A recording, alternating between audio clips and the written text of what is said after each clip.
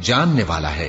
اور اگر ان سے پوچھو کہ آسمانوں اور زمین کو کس نے پیدا کیا اور سورج اور چاند کو کس نے تمہارے زیر فرمان کیا، تو کہہ دیں گے اللہ نے۔ تو پھر یہ کہاں الٹے جا رہے ہیں؟ اللہ ہی اپنے بندوں میں سے جس کے لیے چاہتا ہے روزی فراخ کر دیتا ہے اور جس کے لیے چاہتا ہے تنگ کر دیتا ہے۔ بے شک اللہ ہر چیز سے واقف ہے۔ اور اگر تم ان سے پوچھو کہ آسمان سے پانی کس نے برسایا، پھر اس سے زمین کو اس کے مرنے کے بعد کس نے زندہ کیا، تو کہہ دیں گے کہ اللہ نے۔ کہہ دو کہ اللہ کا شکر ہے، لیکن ان میں اکثر نہیں سمجھتے۔